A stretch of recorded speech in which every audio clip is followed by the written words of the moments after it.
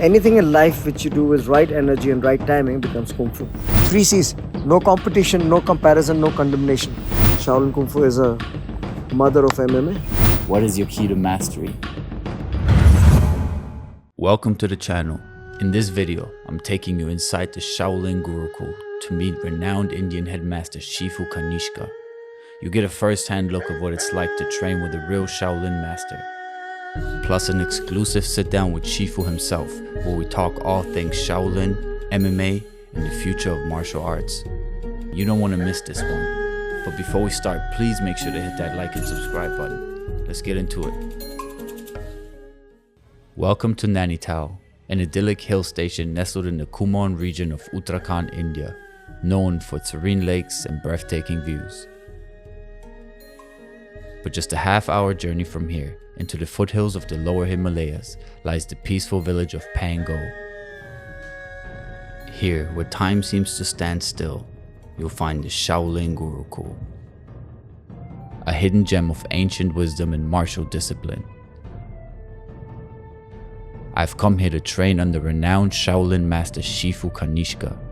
To give you some context, I've been studying Shaolin Kung Fu for 16 years. It's something I'm incredibly passionate about. During an intense week of training, I would learn Xiahuan Xuan, a traditional hand form, Shaolin Guandun, a short stick form, combative applications, strikes, locks, and throws. Every moment with Shifu was filled with his generous sharing of knowledge and deep passion for Shaolin. His dedication and attention to detail left me deeply inspired. In the end, I had the honor of sitting down with the man himself for an exclusive one-on-one. So with no further ado, let's dive right in.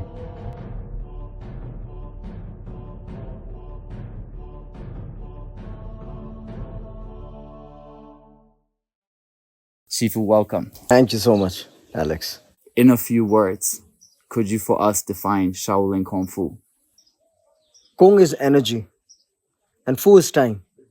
Anything in life which you do with right energy and right timing becomes Kung Fu. It can be Kung Fu of driving the car, Kung Fu of taking the interview, Kung Fu of fighting. But whenever you do anything in life, you need to have correct energy and correct timing for it to be good. Shaolin Kung Fu is broken down in 3 parts: Chan, Wu, Yi. Chan came from the Sanskrit word dhyana, is Zen. Okay, Wu is martial arts, Yi is medicine. These 3 components are very important when you train martial arts to be a better person in itself. Ti, Da, Shui, Na, okay, Dian Shu, Dian Mai. Ti is to kick, Da is to strike, which can be punch, palm, elbows, headbutts, anything, okay. Shui is to throw, okay, wrestle. Na is to lock. It's typically like mixed martial arts now. And Dian Shu is hitting on the pressure point, and Dian Mai is muscle tendon grabbing. So it's humongous, it's huge, okay. Shaolin Kung Fu, and that is a problem that nowadays a lot of people focus on just doing the forms and the health part of it, and they don't explore or take the effort or that hardship to go through to study the combat aspect of Kung Fu. The complete system. Yeah, because it takes a lifetime to do that. What made you embark on this journey, and how long have you been doing it? It was my driver. When I was small, he used to narrate me the stories of 36 Chamber of Shaolin, Mad Monkey, Kung Fu, and he would enact all these things. And, I was really crazy about Kung Fu. But in India, there was no Kung Fu teacher.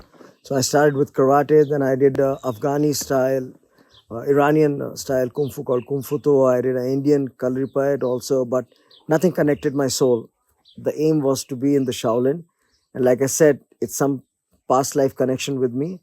2001, I achieved my dream to be in the temple. But I was always fascinated less with the medicinal and the Chan aspect of martial arts, and was more intrigued about the fighting of Kung Fu. And that led me to the quest of learning from different folk Shaolin masters around the Shaolin village, searching from them and training the real Kung Fu with them. What is the impact it has had on your life? It's a catalyst for me, it's like a Red Bull. After I trained in Kung Fu, my neuro coordination was so strong. My memory, my concepts of lock, throws, what is kick, what is close range, long range. I was able to learn multiple martial arts. Like I competed in Muay Thai. I did, I got Pikiri Tertia Kali in India. I did various Filipino martial arts, Wing Chun, Everything was so easy for me to learn. It was as if I'm learning Shaolin Kung Fu only, and I would see, it's already there in my Shaolin Kung Fu. It was nothing new for me. I felt a similar energy happening to me when I started with Kung Fu, that the harder I worked at Kung Fu, the more everything else I was doing in life I was able to excel at. Yeah. Because you bring this attitude, you bring this discipline to the table that Kung Fu really teaches you. It teaches you to overcome pain, to persevere. And I think these are all very, very important qualities for anything that you're trying to accomplish in life. But unfortunately, it's getting lost today because vis-a-vis, I'm not here to talk bad about any martial arts. All martial arts are good. But the way it's portrayed today, especially martial sports, it takes away a very important part of martial arts, which is to be a good human being. Absolutely. The perseverance, to thrive for something in life. It's not just about choking someone out or hitting someone. It's way more than that, And at the end of the day, whether it's MMA or whether it's, Muay Thai or Sanda, they are combat sports to be fought in the ring. It's not about multiple opponent fighting outside in the street. It's different. Survival is different. Fighting in the cage is very different. They're completely different. Two different things. Yeah.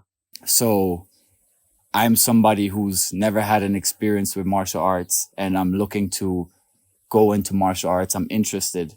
How do I know that, or if Shaolin Kung Fu is the right thing for me? I personally believe Shaolin Kung Fu or old school karate, these two systems, I think, are really good for a person to start training in martial arts, because it's like making a house. You build the base, then you put the cement, you seal it, then you put the pillars.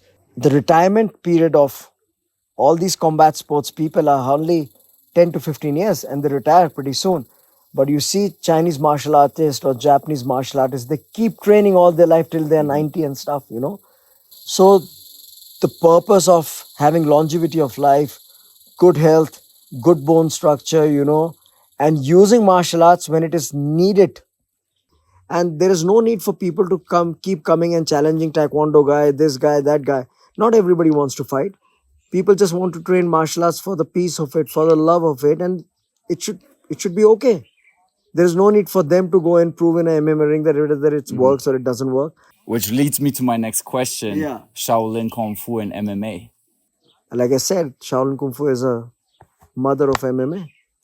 But in modern MMA, we don't find much presence of it. Because, like I said, there are only now 10 to 15 to 20% people who are practicing the Wu part of Shaolin Kung Fu. Mm-hmm. And the most people who are practicing are now foreigners because they're very intrigued. It took me 20 years from 2001 till now. I went from one master to another master. One master was a close range specialist. The other was, a Sanda guy. The other was like, he taught me Jingung Bashi. Somebody taught me Xiao Jiao. And then I learned Chinna. Then I assembled it. I went and fought in Thailand, Muay Thai, and I wanted to use my Kung Fu.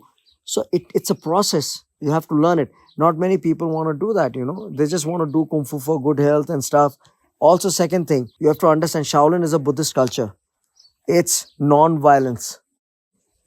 Like my Shifu said, 3 C's. No competition, no comparison, no condemnation.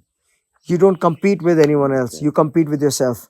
You don't compare with anyone else. You compare with yourself. You don't condemn anyone. You condemn yourself to become a better person. As Shaolin culture is gaining more and more popularity on the world stage, what do you think some of the challenges are, but also what do you think some of the benefits are? The benefits of modernizing Shaolin Kung Fu is that it's become like Mech Shaolin.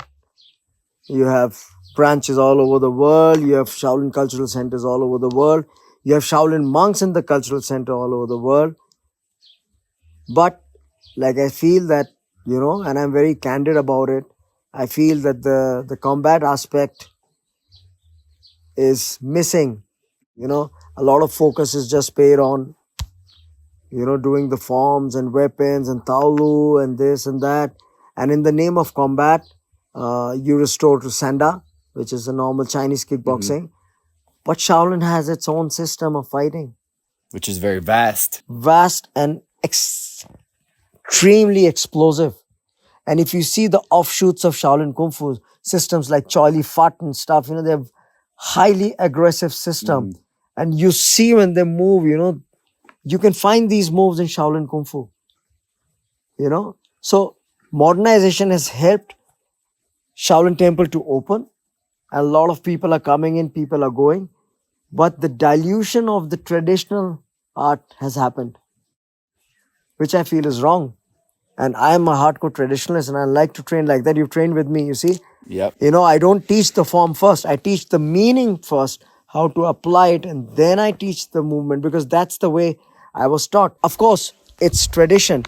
And like I said, it's also the duty and responsibility of these traditional Shaolin masters to pass on the knowledge and not hold it that I will only give it to, it's like a secret. And, that is something which is very bad.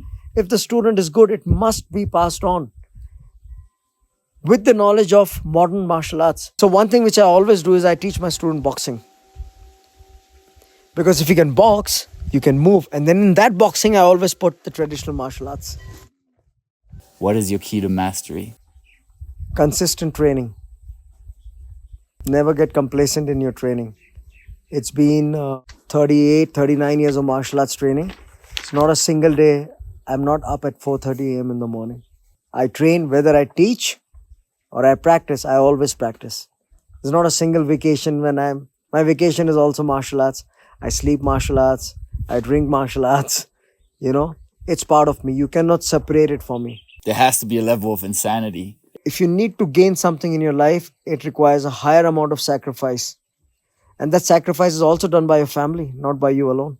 It costs a lot of sweat, a lot of pain. I have a broken back, slip disc. I'm still up doing, but nothing stops me. Nothing stops me. What are you looking to pass on? And what are your hopes for the future of Shaolin? I really want if someone who's really dedicated, I have few instructors who are training with me. You've trained with one of them here. I hope he can carry that. My son, I hope if he takes it from me to carry this, and after I'm not there, this place continues to pass on this knowledge. If not, let it be. And that is the reason I wish to pass on this knowledge to a lot of people abroad also, because I feel sometimes, there is a miss in terms of that Shaolin combat, but I feel I have something to offer which can fill that missing link. It's a blessing from the Shaolin, and that I want to give it to the people. And those people who really want to learn it. Like when you came here, you didn't came here for curated experience, You were in pain, you were training hard, Like I said, from my room, I only heard you.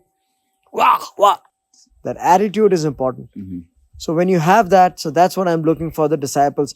Not to come here to learn forms. Forms are forms. You can learn from YouTube. I don't care about that. But if you really want to learn the system and you want to learn how to use it, understand how to fight with it, and of course understand the Chan, Wu. I don't do the medicines, but Wu is my specialty of Shaolin. Yeah. Especially Shingiba and Dwanda. I really spent over 22 years researching and studying with my masters and different masters about it. Yeah. Favorite Kung Fu movie? 36 Chambers of Shaolin and Return of the 36 Chambers of Shaolin. Both of them my favorite Kung Fu movies. Favorite Kung Fu hero? My master, Shi Jun. Okay. He is my hero. He is the one who caught my hand, made me how to walk. I don't care about movie heroes. He is my hero. He taught me Kung Fu. He taught me everything I know. He's my father. For me, he's my hero. Shifu, thank you so much for having me here, for doing this interview, always. For the passion that you have, and for the love that you have for Shaolin. I hope you guys are inspired to look deeper into Shaolin culture, to look deeper into Shifu Kanishka as well. And we'll see you soon. Thank you so much. Thank you. And it's going to rain again. Yes. That's it, Aviji. That's it. Shifu, come in. Thank you. Thank you so much.